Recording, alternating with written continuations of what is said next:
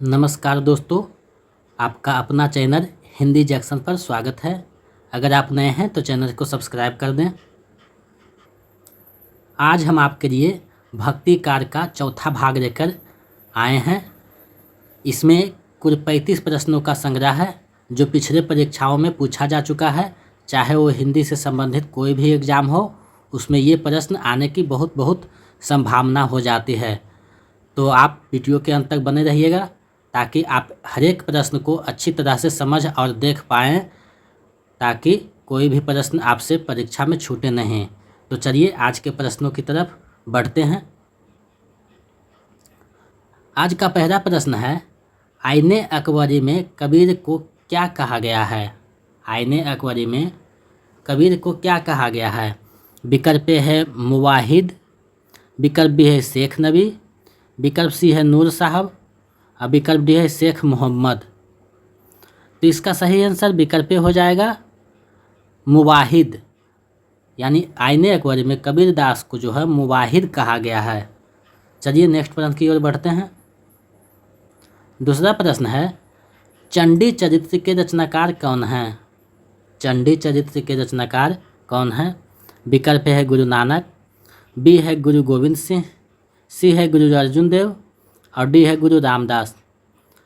तो इसका सही आंसर विकल्प बी हो जाएगा, गुरु गोविंद सिंह जो हैं चंडी चरित्र के रचनाकार हैं। चलिए नेक्स्ट प्रश्न की ओर बढ़ते हैं।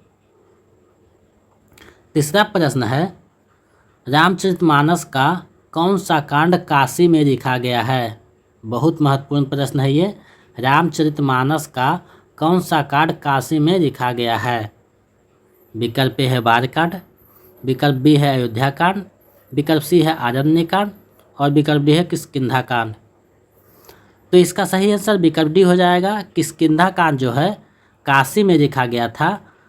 और रामचरितमानस में कितने कांड हैं? 7 कांड, ये ध्यान में रखना है। तो इसका सही आंसर विकल्प डी हो जाएगा। काशी में जो है किष्किंधा कांड की रचना तुलसीदास किए थे। चलिए नेक्स्ट प्रश्न की ओर बढ़ते हैं। चौथा प्रश्न है, कबीर दास के सधोकरी भाषा में किस भाषा के शब्द नहीं हैं? कबीर दास के सधोकरी में किस भाषा के शब्द नहीं हैं? विकल्प है राजस्थानी, विकल्प बी है खड़ी बोली, विकल्प सी है पंजाबी और विकल्प डी है ब्रज भाषा। तो इसका सही आंसर विकल्प डी हो जाएगा। ब्रज भाषा सधोकरी में नहीं है। कबीरदास की जो भाषा थी सधोकरी, जिसे रामचंद्र शुक्र सधोकरी बोलते थे, उसमें ब्रज भाषा नहीं है। चलिए नेक्स्ट प्रश्न की ओर बढ़ते हैं। पांचवा प्रश्न है, सूफी कवियों का प्रमुख अलंकार कौन है? सूफी कवियों का प्रमुख अलंकार कौन है? विकल्प ए है अतिशयोक्ति, विकल्प बी है समासोक्ति, विकल्प सी है दोनों और विकल्प डी है इनमें से कोई नहीं। आपको बताना है कि सूफी कवियों का प्रमुख अलंकार कौन है। तो इसका सही आंसर विकल्प बी हो जाएगा, समासोक्ति। सूफी कवियों का प्रमुख अलंकार समासोक्ति है। चलिए नेक्स्ट प्रश्न की ओर बढ़ते हैं। छठा प्रश्न है, अपना मस्तक काट के वीर हुआ कबीर किसकी प्रसिद्ध पंक्ति है? अपना मस्तक काट के वीर हुआ कबीर किसकी प्रसिद्ध पंक्ति है? विकल्प ए है कबीरदास, विकल्प बी है नूर मोहम्मद, विकल्प सी है दादू दयाल और विकल्प डी है अमीर खुसरो। तो इसका सही आंसर विकल्प सी हो जाएगा। दादू दयाल की ये पंक्ति है। अपना मस्तक काट के वीर हुआ कबीर, ये दादू दयाल की पंक्ति है। चलिए नेक्स्ट प्रश्न की ओर बढ़ते हैं। सातवां प्रश्न है, कबीर दास का जन्म कब हुआ था? कबीर दास का जन्म कब हुआ था? विकल्प ए है 1398, विकल्प बी है 1498, विकल्प सी है 1396, विकल्प डी है 1496। तो इसका सही आंसर विकल्प ए हो जाएगा। 1398 जो है कबीरदास का जन्म है, 1398 ईस्वी। चलिए नेक्स्ट प्रश्न की ओर बढ़ते हैं। आठवां प्रश्न है, तुलसीदास को रूपकों का बादशाह किसने कहा है? तुलसीदास को रूपकों का बादशाह किसने कहा है? विकल्प है रामविलास शर्मा, विकल्प बी है हजारी प्रसाद द्विवेदी, विकल्प सी है रामचंद्र शुक्ल और विकल्प डी है जॉर्ज ग्रियर्सन। तो इसका सही आंसर विकल्प बी हो जाएगा, हजारी प्रसाद द्विवेदी जी तुलसीदास को जो है रूपकों का बादशाह कहे हैं। चलिए नेक्स्ट प्रश्न की ओर बढ़ते हैं। 9वां प्रश्न है अर्जुन देव की रचना इनमें से कौन नहीं है। अर्जुन देव की रचना इनमें से कौन नहीं है। विकल्प ए है 12 खड़ी, विकल्प बी है सुखमणि, विकल्प सी है 12 मासा और विकल्प डी है 52 अक्षरी। तो इसका सही आंसर विकल्प ए हो जाएगा। 12 खड़ी जो है अर्जुन देव की रचना नहीं है, ये मरुकदास की रचना है। ये मरुकदास की रचना है 12 खड़ी, इसलिए इसका सही आंसर विकल्प ए हो जाएगा। चलिए नेक्स्ट प्रश्न की ओर बढ़ते हैं।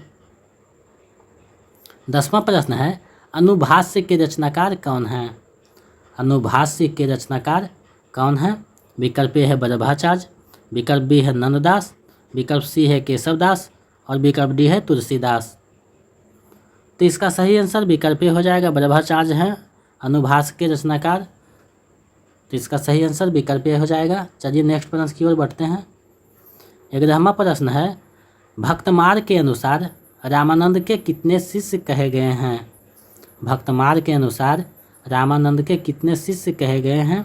विकल्प ए है 8, विकल्प बी है 9, विकल्प सी है 10, विकल्प डी है 12। तो इसका सही आंसर विकल्प डी हो जाएगा। 12 भक्तमार के अनुसार रामानंद के 12 शिष्य बताए गए हैं। उसी में कबीर भी थे, कबीर भी रामानंद के ही शिष्य थे उसी में 12 में। तो इसका सही आंसर विकल्प डी हो जाएगा। चलिए नेक्स्ट प्रश्न की ओर बढ़ते हैं। 12वां प्रश्न है काशी में हम प्रगट भये रामानंद चेताए किसकी प्रसिद्ध पंक्ति है। काशी में हम प्रगट भये रामानंद चेताए किसकी प्रसिद्ध पंक्ति है। विकल्प ए है रैदास का, विकल्प बी है सूरदास का, विकल्प सी है कबीरदास का और विकल्प डी है तुलसीदास का। तो इसका सही आंसर विकल्प सी हो जाएगा। कबीरदास की पंक्ति है काशी में हम प्रगट भये रामानंद चेताए। चलिए नेक्स्ट प्रश्न की ओर बढ़ते हैं। तीसरा प्रश्न है चित्रावली के रचनाकार कौन हैं। चित्रावली के रचनाकार कौन हैं। विकल्प ए है कुतुबन, विकल्प बी है उस्मान, विकल्प सी है रस खान और विकल्प डी है मंझन। तो इसका सही आंसर विकल्प बी हो जाएगा। उस्मान जो है चित्रावली के रचनाकार हैं। चलिए नेक्स्ट प्रश्न की ओर बढ़ते हैं। 14वां प्रश्न है अजगर करे न चाकरी पक्षी करे न काम किसकी प्रसिद्ध पंक्ति है। विकल्प ए है नाभादास, विकल्प बी है नंददास, विकल्प सी है मरुकदास, विकल्प डी है कबीरदास। तो इसका सही आंसर विकल्प सी हो जाएगा। अगर ये पूरे पंक्ति आपको याद रहता तो इसका आप खुद बहुत अच्छा से आंसर कर सकते थे। पूरा पंक्ति इस प्रकार है अजगर करे न चाकरी पंछी करे न काम दास मरुक्का कह गए सबके दाता राम। तो इसका सही आंसर मरुकदास हो जाएगा। ये मरुकदास की बहुत प्रसिद्ध पंक्ति है। चलिए नेक्स्ट प्रश्न की ओर बढ़ते हैं। 15वां प्रश्न है मानुष प्रेम भयो वैकुंठी किस कवि की पंक्ति है। मानुष प्रेम भयो वैकुंठी किस कवि की पंक्ति है। विकल्प ए है रैदास, विकल्प बी है जायसी, विकल्प सी है रज्जब, विकल्प डी है कबीर। तो इसका सही आंसर विकल्प बी हो जाएगा। ये जायसी की पंक्ति है।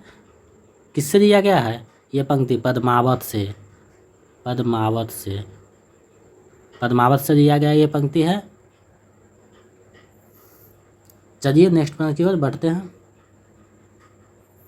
16वां प्रश्न है माया महाठगनी हम जाने किसकी पंक्ति है। माया महाठगनी हम जाने किसकी पंक्ति है।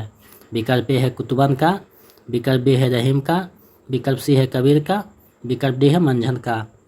तो इसका सही आंसर विकल्प सी हो जाएगा। ये कबीरदास की पंक्ति है माया महाठगनी हम जाने। चलिए नेक्स्ट प्रश्न की ओर बढ़ते हैं। 17वां प्रश्न है हंसावली के रचनाकार कौन हैं। हंसावली के रचनाकार कौन हैं। विकल्प ए है मुर्रा दाऊद, विकल्प बी है कुतुबन, सी है असाइद, डी है मंझन। तो इसका सही आंसर सी हो जाएगा। असाइद जो है हंसावली के रचनाकार हैं। चलिए नेक्स्ट प्रश्न। 18वां है जायसी कृत पद्मावत का हीरामन तोता किसका प्रतीक है। जायसी कृत पद्मावत का हीरामन तोता किसका प्रतीक है। विकल्प ए है बुद्धि का, विकल्प बी है गुरु का, विकल्प सी है माया का, विकल्प डी है मन का। तो इसका सही आंसर विकल्प बी हो जाएगा। गुरु का पद्मावत का हीरामन तोता जो है गुरु का प्रतीक है। चलिए नेक्स्ट प्रश्न की ओर बढ़ते हैं। 19वां प्रश्न है, कबीर परिचय के रचनाकार कौन हैं? कबीर परिचय के रचनाकार कौन हैं? विकल्प ए है ध्रुवदास, विकल्प बी है अग्रदास, विकल्प सी है धर्मदास, विकल्प डी है अनंत दास। तो इसका सही आंसर विकल्प डी हो जाएगा। अनंत दास जो है कबीर परिचय के रचनाकार हैं। वीडियो के अंत तक बने रहिएगा, सारे के सारे बहुत महत्वपूर्ण प्रश्न हैं ताकि परीक्षा में एक भी प्रश्न नहीं छूटे। 20वां प्रश्न है, हरडे बानी किस रचनाकार की कृति है? हरडे बानी किस रचनाकार की कृति है? विकल्प ए है सुंदरदास का, विकल्प बी है मरुगदास का, विकल्प सी है रैदास का, विकल्प डी है दद्दू दयाल का। हरडे बानी किसका रचना है? विकल्प डी इसका सही आंसर हो जाएगा, दादू दयाल की रचना है। चलिए नेक्स्ट प्रश्न को देखते हैं। 21वां प्रश्न है, संत काव्यधारा में किस रस की प्रधानता होती है? संत काव्यधारा में किस रस की प्रधानता होती है? विकल्प ए है शांत रस, विकल्प बी है श्रृंगार रस, विकल्प सी है वीर रस, विकल्प डी है करुण रस। तो इसका सही आंसर विकल्प ए हो जाएगा, शांत रस की प्रधानता होती है संत काव्य में। चलिए नेक्स्ट प्रश्न को देखते हैं। 22वां प्रश्न है, काहे री नरनी तू कुम्हरानी किसकी प्रसिद्ध पंक्ति है? काहे री नरनी तू कुम्हरानी किसकी पंक्ति है? विकल्प ए है कबीर का, विकल्प बी है नानक का, विकल्प सी है दादू दयाल का, विकल्प डी है सूरदास का। तो इसका सही आंसर विकल्प ए हो जाएगा, ये कबीरदास की पंक्ति है। चलिए नेक्स्ट प्रश्न देखते हैं। आईने अकबरी में सूफियों को कितने संप्रदायों का उल्लेख है? आईने अकबरी में सूफियों के कितने संप्रदायों का उल्लेख हुआ है? विकल्प ए है 10, बी है 11, सी है 12, डी है 14। तो इसका सही आंसर विकल्प डी हो जाएगा, 14। आईने अकबरी में सूफियों के 14 संप्रदायों का उल्लेख हुआ है। आगे बढ़ते हैं। 24वां प्रश्न है, ज्ञानदीप ग्रंथ के रचनाकार कौन हैं? ज्ञानदीप ग्रंथ के रचनाकार कौन हैं? विकल्प ए है उस्मान, विकल्प बी है नूर मोहम्मद, विकल्प सी है शेख नबी, विकल्प डी है सेनापति। तो इसका सही आंसर विकल्प सी हो जाएगा, शेख नबी जो है ज्ञानदीप ग्रंथ के रचनाकार हैं। चलिए 25वां प्रश्न देखते हैं। चढ़ा आकाश गगन घन गाजा किसका प्रसिद्ध पंक्ति है? चढ़ा आकाश गगन घन गाजा किसका प्रसिद्ध पंक्ति है? यहाँ छूट गया है, आषाढ़ होगा। चढ़ा आषाढ़,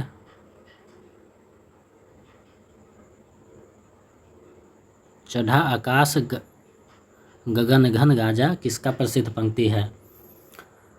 विकल्प ए है सूरदास का, विकल्प बी है कबीरदास का, विकल्प सी है तुलसीदास का, विकल्प डी है जायसी का।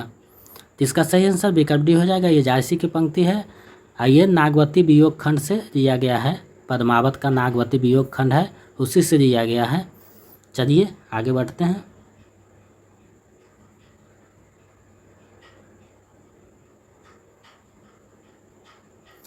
छब्बीसवां प्रश्न है, कबीर ग्रंथावली पुस्तक की रचना किसने की है?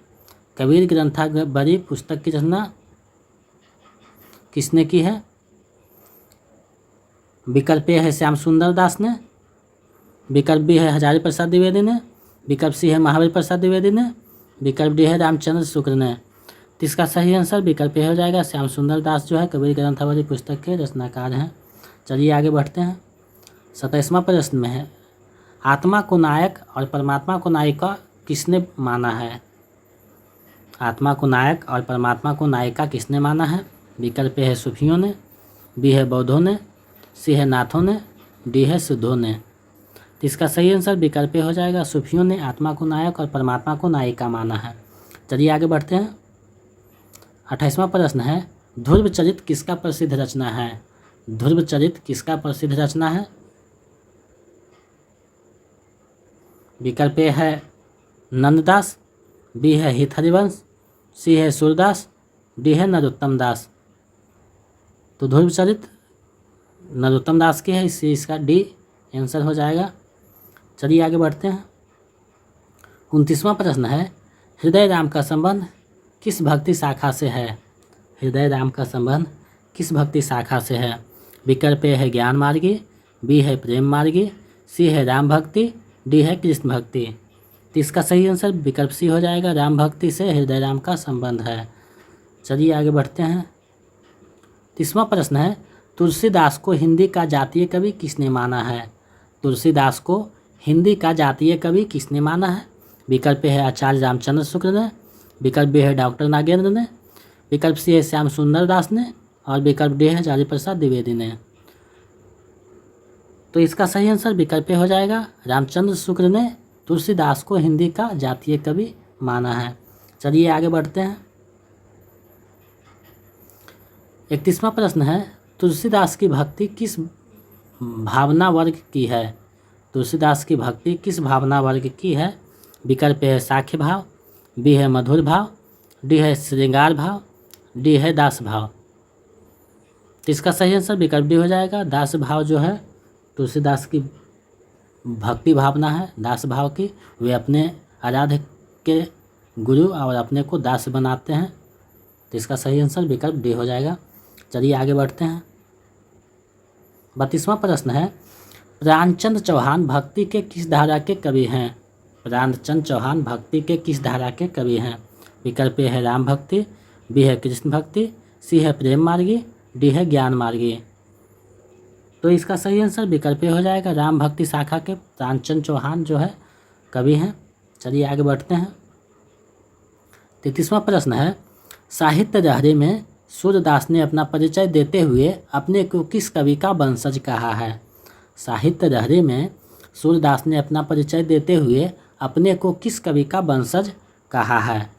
विकल्प है विद्यापति के, विकल्प बी है जगनिक के, सी है दलपति विजय के, और डी है चंद्रवरदाई के। तो इसका सही आंसर विकल्प डी हो जाएगा, चंद्रवरदाई के वंशज अपने आप को बताए हैं सूरदास।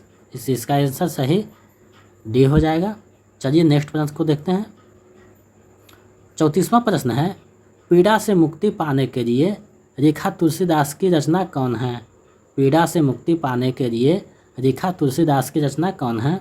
विकल्प है रामचरितमानस, विकल्प बी है विनय पत्रिका, सी है कवितावली, और डी है हनुमान बाहुक।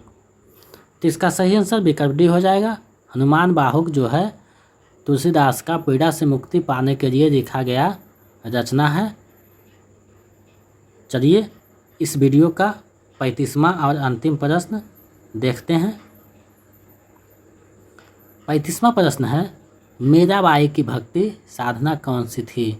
मीराबाई की भक्ति साधना कौन सी थी?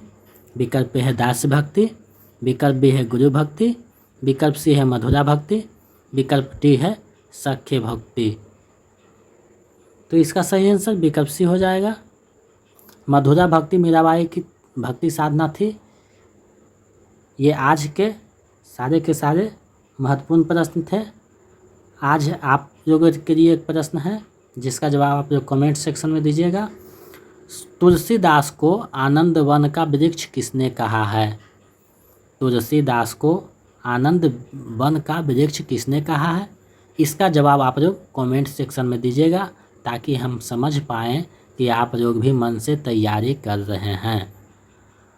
और हमारे पिछले वीडियो आदिकार, भक्तिकार, समान हिंदी आदि देखना चाहते हैं तो उसका लिंक डिस्क्रिप्शन में दिया हुआ है, या हमारे चैनल के होम पेज पर जाके आप हमारे उस पुराने वीडियो को देख सकते हैं ताकि आपसे एक भी प्रश्न नहीं छूट सके।